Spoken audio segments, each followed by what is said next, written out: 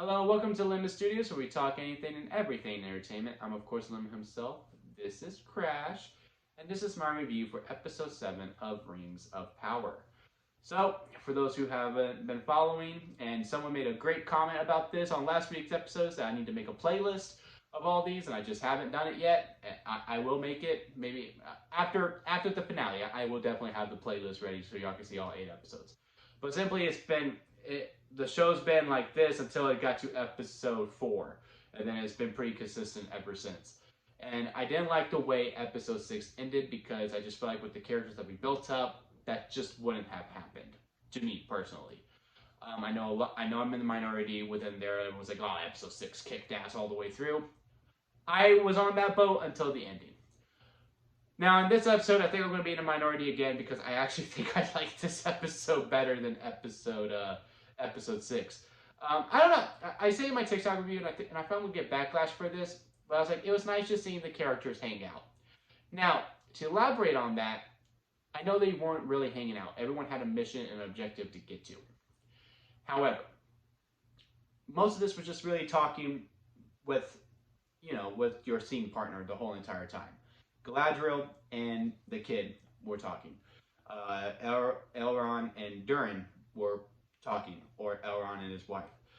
And then the Harfoots were talking amongst themselves about like, oh, what are you gonna do and all that stuff, like all that. And it was just seeing these characters conversate, just really enjoyed me. And like it was really good, like like some realization. It was I'm new to all this, so I feel like it was really character driven. Like I feel like Galadriel had like a big moment when the kid was like, "We need to kill every orc. I can't wait to go to war and all this stuff." And she was just like, it was like the way I read that scene was like she's looking into a mirror because this is how she was with Sauron. This whole time she had to tell this kid, "You know what? You should say good things about the bad things you want to do." I'm butchering the line. She said it so beautifully. And I thoroughly, really enjoyed that pretty much. My only problem with the Galadriel storyline, and this is really the only problem I have with the whole entire episode, and it's very minor compared to everything, I don't like how one-sided that storyline was. Because we've also been following, I forgot their names, I looked them up, and then I hit play, and then I forget. With Sir Elf, the mother of the child, and then the king, the guy that Galadriel's been hanging out with the whole time. We've been following them as well. And I just think, and I know what they were trying to do, like, oh, we're going to leave the audience in suspense to see if they're dead or not. And yeah, sure, that's fine, because, I mean, I saw the beast. I was like, there's no way they're dead. I mean, all these other characters lived. So they're not going to kill any of the main characters. They might wound one, and one went blind. And when, he gets into the hospital and he sees the black hair and it's, like, covered up, and they do the sad music, I knew she was going to come in and they were going to play the hopeful music. And I feel like that scene would have had more impact to me personally if we would have seen the two halves. Like, I would have liked to see the mother and Sir Elf, healing, or like trying to make sure the king is alive, and taking care of his wounds, and then them talking like, man, I really hope he's okay. I just really hope he's okay.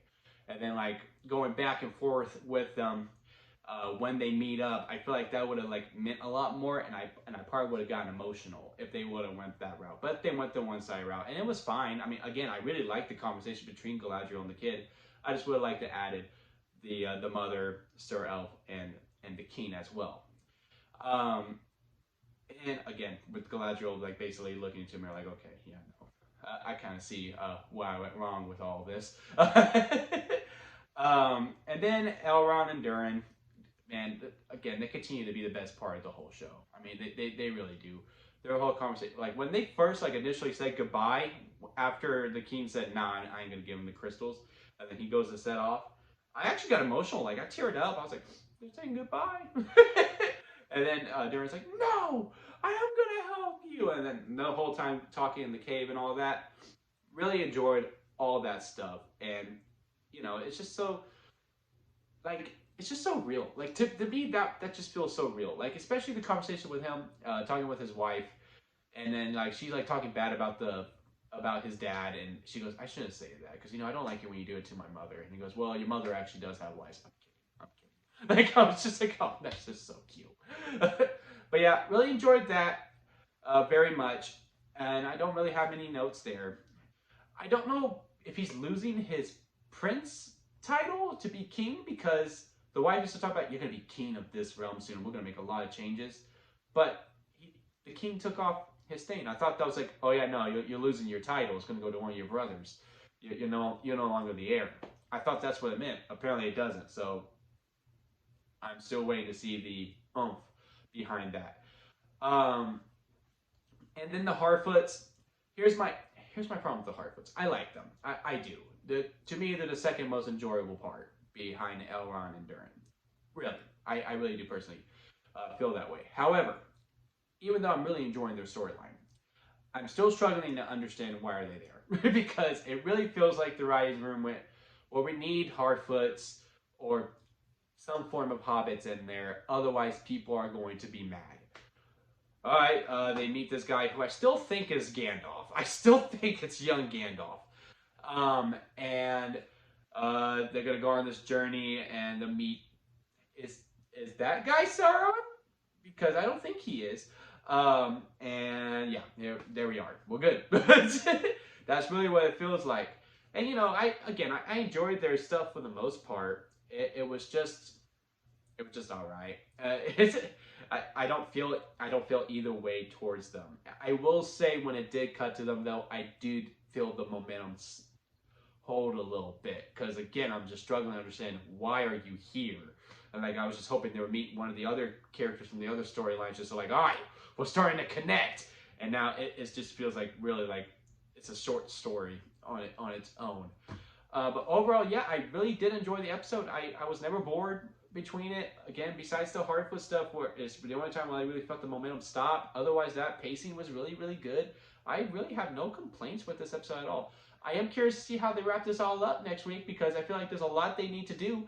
But I'm sure they're going to do fine. Every episode's been averaging around an hour and 10. Maybe this one will go an hour 15 since it is the finale, and I feel like that'd be a perfect amount of time for them to reach everything and go through. But yeah, again, really enjoyable episode. So let me know what you thought of Rings of Power Episode 7 in the comment section below. If you like this video, hit the thumbs up. And if you like me, hit that subscribe button, as I'm trying to grow into my YouTube career. And that'll be it for me, guys. And I'll see you here next time at Limit Studios.